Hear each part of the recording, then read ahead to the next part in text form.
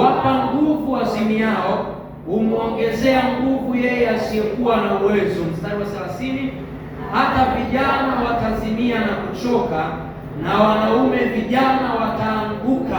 Bwana Yesu asifiwe sana. Bwana Yesu asifiwe. Amen. Kufanywa upya na Bwana, kufanywa upya na Roho wa Mungu. Yesu asifiwe sana. Katika kitu ambacho nataka nikufundishe hapo, anasema, je, wewe hukujua, wewe hukusikia, yeye Mungu muumba miisho ya dunia azimii, achoki. Bwana Yesu asifiwe sana. Wala asinzii. Hapa anaendelea mbele, anasema humpa nguvu azimiaye, na pia humwongezea uwezo asiyekuwa na nguvu. Kwa hiyo it means kuna watu ambao huwa wanazimia, kuna watu ambao huwa wanaishiwa nguvu. Bwana Yesu asifiwe sana. Mwanadamu yeyote aliyezaliwa kwa kupitia mwanamke au mwanadamu kwa damu na nyama, ambaye ni mimi na wewe, tuna tendency ya kuchoka kwenye almost kila eneo la maisha yetu. Tuna tendency ya kuzoelea mambo, tuna tendency ya kuchukulia mambo kawaida. Bwana Yesu asifiwe sana. Na nikukumbushe tu, jambo lote la Mungu ambapo unalichukulia kawaida linakuwa halina matokeo kwako tena. Mfano, ukianza kuomba kawaida, maombi yako yanapungua ubora. Ukianza kusoma Bible kawaida, usomaji wako wa Biblia unakuwa na matokeo madogo. Ukianza kufunga kawaida kwa mazoea, mifungo yako inaanza kuwa haina matokeo. Bwana Yesu asifiwe sana. Yesu asifiwe. Sasa inapofika kipindi ambacho unaona ile bidii ulioanza nayo, ile nguvu uliokuwa nayo inapotea, ule ujasiri uliokuwa nao unaondoka, kinachotakiwa sio kukaa chini kujilaumu. Kinachotakiwa sio kukaa chini kusema wokovu ni mzito. Kinachotakiwa ni kupress button ya kumwambia Yesu, niuishe tena. Bwana Yesu asifiwe sana. Muda wote ambapo unaona kuchoka kwenye mambo ya Mungu, kulikoni kukaruhusu moto wako ukazima, ni bora kumwambia Yesu, niuishe mapema. Bwana Yesu asifiwe sana. Kwa nini nakwambia hivi? Shetani akifanikiwa kukuzima, sio kukupunguzia mwendo. Akikupunguzia mwendo, tunaweza tukakuboost ukainuka ukaondoka tena.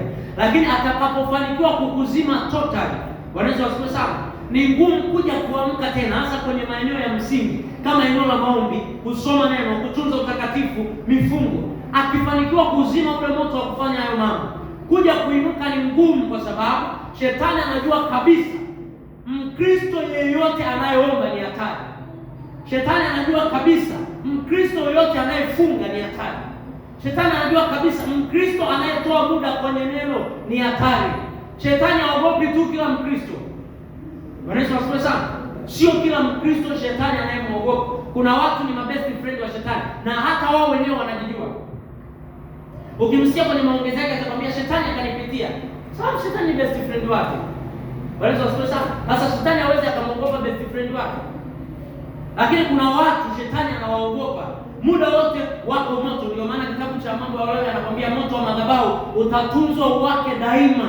Kwa hiyo kitu ambacho unatakiwa kukilinda ni kuhakikisha moto wako hauzimiki. Na moja ya njia itakayokusaidia usizimike kiroho ni kumwambia Bwana Yesu, niuishe kwenye kila eneo la maisha yako. Yesu, nifanye upya. Mbona nilikuwa mimi ni mtulivu wakati na kuabudu, lakini ule utulivu umeondoka. Yesu, niuishe tena. Yesu, mbona mimi nilikuwa ninakaa kwenye maombi muda mrefu, lakini ile nguvu ya kuomba imepotea. Yesu, mbona mimi nilikuwa nakaa na neno, lakini ile nguvu ya kukaa na neno imeondoka. Ndio wakati wa kumwambia Bwana Yesu, nifanye upya tena. Bwana Yesu asifiwe sana. Bwana Yesu asifiwe. Ndio kipindi unatakiwa umwambie Yesu, niuishe. Ulikuwa umeweka mikakati yako migumu ya kuikataa dhambi. Ulikuwa utaki masiara kabisa na dhambi, lakini imefika sehemu unachukulia dhambi ni kitu cha kawaida. Unafanya dhambi bila uoga, unafanya dhambi na usikii chochote yani. Unasikia kuendelea kuingia ibadani, unasikia kuendelea kufanya mambo ya kanisani, lakini ile dhambi wala haikushughulishi. Ndio kipindi ambacho unatakiwa kumwambia Yesu, nifanye upya tena. Bwana Yesu asifiwe sana. Bwana Yesu asifiwe. Amen. Sema, Bwana Yesu, nifanye upya tena. Kitabu cha Zaburi sura ya 80. Fungua haraka tufike hapo, sura ya 80 Zaburi.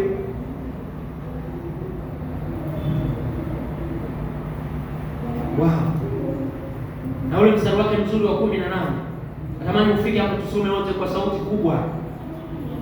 Hayo ni maombi kabisa, unapaswa kufanya kwa sauti kubwa. Nikajifunza kwa Daudi. Daudi alikuwa na moto wa kumtumikia Mungu. Daudi alikuwa amekaa vizuri na Yesu. Daudi alipoenda kumkosea Mungu kupitia mke wa Uria. Bwana Yesu asifiwe sana. anarudi anasikia ndani hukumu inampiga, hukumu ya dhambi aliyoifanya. Kwanza mtoto ameshakufa, Bwana Yesu asifiwe sana. Na yule nabii anamfuata, anamuuliza mtu kama huyu angetakiwa afanye nini? Daudi anasema angetakiwa hata kama kufa afe. Alafu anamwambia wewe ndio Mungu anayekuzungumzia. Wewe moyo wako ulishuka kwa sababu ya makosa yako. Lakini ukisoma kitabu cha Zaburi sura ya 51 usifungue mstari wa 12, Daudi anamwambia Mungu, nirejeshe furaha ya wokovu. Yaani sasa anamwambia Mungu, nifanye tena upya. Neno kurejesha ni kufanya upya. Bwana Yesu asifiwe sana. Nifanye upya tena roho iliyotulia ndani yangu. Hayo ndio alikuwa maombi ya Daudi. Bwana Yesu asifiwe sana. Muda wote